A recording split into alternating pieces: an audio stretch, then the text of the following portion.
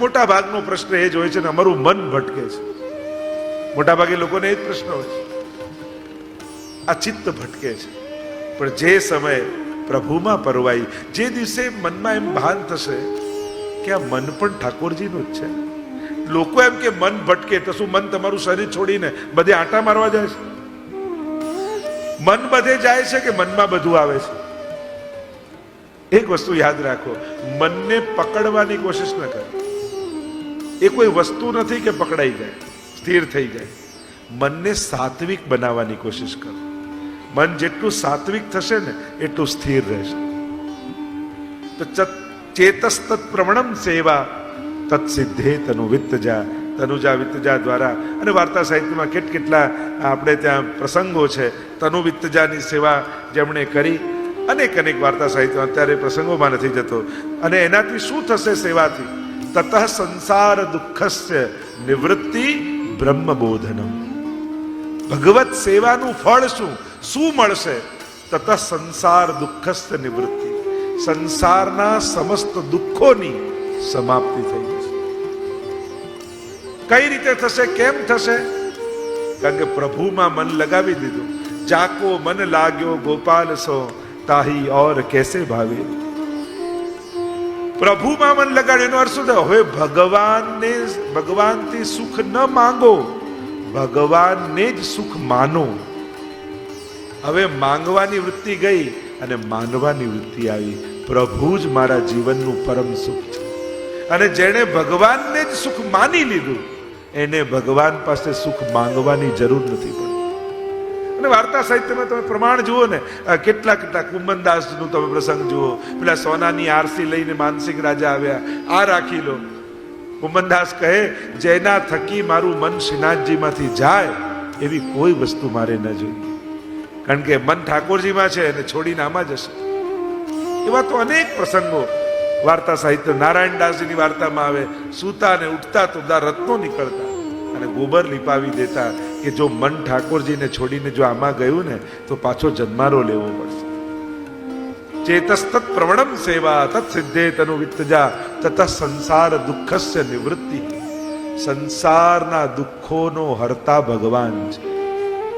એટલે આપણે ત્યાં કહ્યું ને, તત સંસાર દુઃખસ્ય નિવૃત્તિ. તમે 84 વૈષ્ણવની વાર્તાઓ વાંચો, સંસારના દુઃખોની નિવૃત્તિ એમને થઈ. તો શું દુઃખો ના આવ્યા? આવ્યા તો ખર્યા, પણ દુઃખ લાગ્યા નહીં.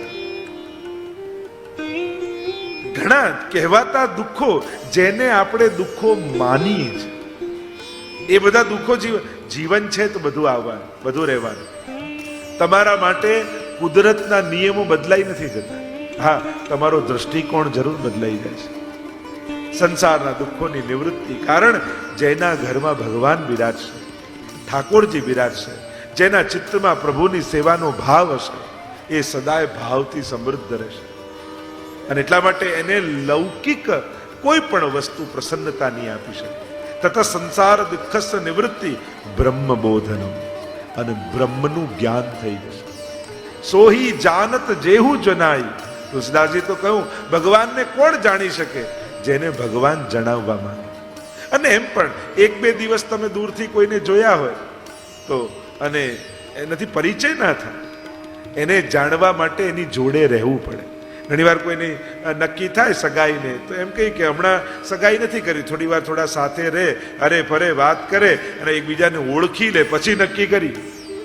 સાથે રહે તો પ્રબોધ થાય. એમ જેના ઘરે ઠાકોરજી રહેવા આવ્યા છે, જે પ્રભુની સાથે રહે છે, એ જ પ્રભુના સ્વરૂપને જાણી શકે છે. નિવૃત્તિ બ્રહ્મબોધન. પ્રભુનું જ્ઞાન એને થઈ જાય. અને જેણે ભગવાનને જાણ્યા ને એ સર્વજ્ઞ બની જાય છે. એને સમસ્ત પદાર્થોનું જ્ઞાન થઈ જાય છે. તો આમ મહાપ્રભુજીએ સમજાવ્યું, સેવા આવું દુર્લભ તત્વ છે કે જેની સિદ્ધિ તનુ વિત્તજાથી થાય છે. આ દેહ, આ ધન, આ મન પ્રભુમાં જ્યારે લાગે ત્યારે આ જીવનની સિદ્ધિ.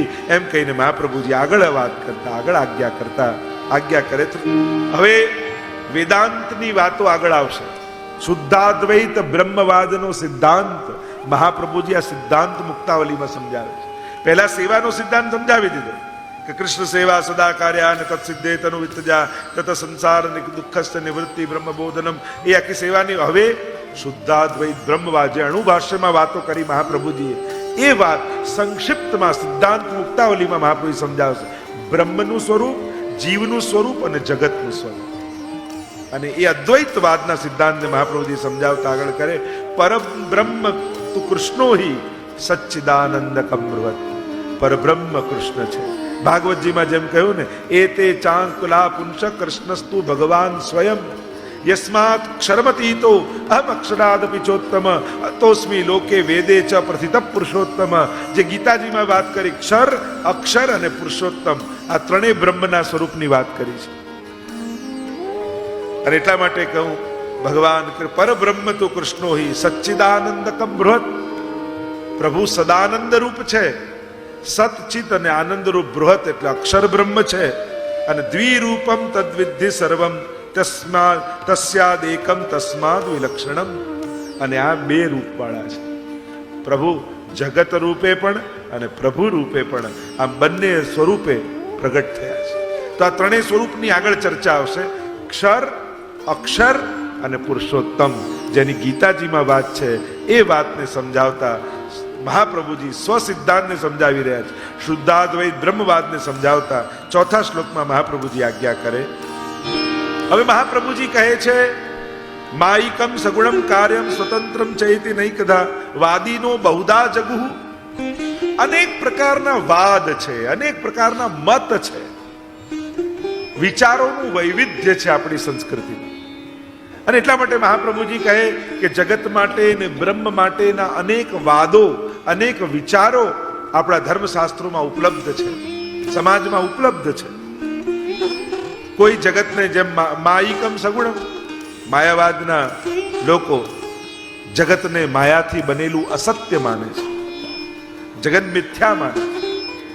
સાંખ્યના મતવાળા ગુણોનું કાર્ય માને છે કે આ જુદા જુદા ગુણોના સંઘાતથી આ જગતનું નિર્માણ થાય છે.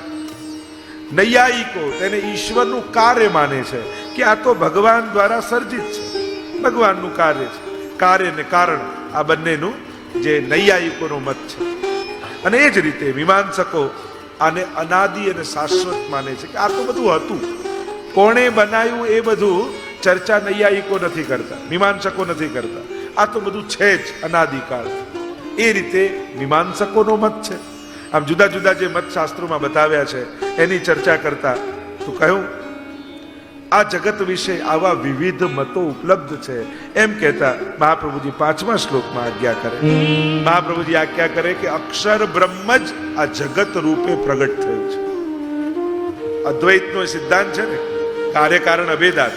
કાચબાનું ઉદાહરણ આપવામાં આવે વેદાંતમાં કે જ્યારે ક્રિયા ન કરવી હોય ત્યારે સમેટી લે પોતાની ઇન્દ્રિયોને, અને જ્યારે ક્રિયા કરવી હોય ત્યારે મુખ અને ઇન્દ્રિયોને બહાર કાઢે. એમ અહીંયા મહાપ્રભુજીના મતે જગતનું સર્જન અને નાશ નથી, બ્રહ્મ જ જગત રૂપે આવિર્ભૂત થાય છે અને બ્રહ્મ જગતને પોતાનામાં તિરોધાન કરી લે છે. આવિર્ભાવ અને તિરોભાવની ફિલોસોફી. અને અહીંયા એ સમજાવતા કહ્યું, અક્ષર બ્રહ્મ કૂટસ્થો અક્ષર ઉચ્યતે, એ અક્ષર બ્રહ્મ જ જગત રૂપે પરિણમિત થયું છે. અને પરિણમિત થયું જેનો વેદમાં શ્રુતિઓએ ઉલ્લેખ કરેલો છે. અને મહાપ્રભુજી આજ્ઞા કે દ્વિરૂપમ ચાપી ગંગાવત, એને પણ બે રૂપે માનવું જગતને. જેમ ગંગાજીને તમે બે રૂપે માનો છો, એ બે રૂપે કઈ રીતે, દ્વિરૂપે કઈ રીતે એને સમજાવતા મહાપ્રભુજી આગળ ગંગાજીનું ઉદાહરણ આપી આ વાતને સમજાવે છે. એક ગંગાજીને જે વિદ્વાનો મહાત્મ્ય બુદ્ધિવાળા છે, કે ગંગાજીના મહાત્મ્યને જે લોકો જાણે છે એ ગંગાજીને કેવલ જલ રૂપે નથી જોતા, એ સાક્ષાત ગંગાજીને દેવી રૂપે જુએ છે. અને જ્યારે દેવી રૂપે એમનું આરાધન કરે છે તો ગંગાજી જે જે ફળ આપવા સામર્થ્ય છે એ બધું જ ફળ એ ભજનારને આપે છે. જો આપણે ત્યાં ગંગાજી, યમુનાજી આ બધાના દેવી રૂપ માન્યા છે. આપણે ત્યાં નદીઓ, પર્વતો હિન્દુ સંસ્કૃતિ પ્રમાણે કેવલ એમના ભૌતિક રૂપને આપણે નથી જોતા, બે રૂપે એમને ભજીએ છીએ. એક એમનું દેવતા રૂપ અને એક એમનું ભૌતિક રૂપ, જે નદી રૂપ અને દેવી રૂપ. તો ગંગાજીને પણ બંને રૂપે છે. શાંતનુ રાજાના કથામાં મહાભારતમાં જે મહાભારતનું મૂળ શરૂ થાય છે તો ગંગાજીને વિવાહ કરે છે અને ગંગા પુત્ર રૂપે ભીષ્મજી પ્રગટ થાય છે ને. બધાને વસવું હતા અને બધાને જલમાં પધરાવ્યા. એક શરત સાથે વિવાહ કર્યા હતા શાંતનુ રાજા સાથે ગંગાજીએ કે હું જે કરું એનો તમારે પ્રશ્ન નહીં પૂછવા, અને પ્રશ્ન પૂછશો એ દિવસે હું જતી રહીશ. તો જે બાળકો થયા એ જન્મતાની સાથે ગંગાજીમાં પધરાવ્યા. અને હવે રહેવાયું નહીં તો કે કેમ આને કરો આમાં જલમાં લાવ મને આપો એમ લીધું અને ત્યાં ગંગાજી પધારી ગયા. અને ભીષ્મજી જે વસુઓની કથા આવે છે મહાભારતમાં, અને એ રહી ગયા એટલે ભીષ્મજી ગંગા પુત્ર કહેવાય. ગંગા પુત્ર ભીષ્મ. તો ત્યારે ગંગાજી સ્વરૂપાત્મક છે એમની સામે, એમના સામે નદી રૂપે નથી, મૂર્તિમંત રૂપે છે. તો આમ વિદ્વાનો બે રીતે જેમ ગંગાજીને પૂજે છે, તો મહાત્મ્ય સંયુતા મહાત્મ્ય બુદ્ધિ વાળા લોકો ગંગાજીને દેવી રૂપે ભજે છે, એમનું પૂજન આરાધન કરે છે, અને ગંગાજી એમના ઉપર કૃપા કરી એમને ફળનું દાન કરે છે. આ એક રૂપ જગતને સમજાવી રહ્યા છે. તો એ જ રીતે આ જગત એક રૂપ છે સાક્ષાત અક્ષર બ્રહ્મનું.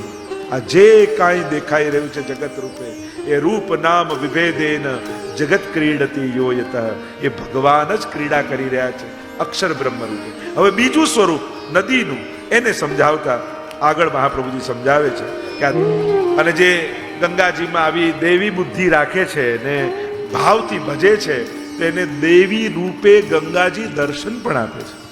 એ મહાપ્રભુજી અહીંયા સમજાવી રહ્યા છે. ગંગાજીનું એક્ઝામ્પલ આપે છે. સાક્ષાત ઘણા એવા લોકો છે જેને ગંગાજીનું આરાધન છે અને દેવી રૂપે સાક્ષાત ગંગાજી એમને દર્શન આપે છે. તો એવી પણ કૃપા કરે છે ને જે ફળ આપે છે. હવે જે પ્રત્યક્ષ દેખાતા નથી એવા ભૌતિક રૂપની વાત કરતા 8મા શ્લોકમાં મહાપ્રભુજી સમજાવે. અને આમ જેને દેવી રૂપે પણ નથી દેખાતા, દેવી રૂપે જેને દેખાય છે એને તો ફળ મળે છે, પણ જેને દેવી રૂપ નથી દેખાતા પણ ગંગાજીના જળનું પૂજન કરે તો એને પણ ફળ મળે છે.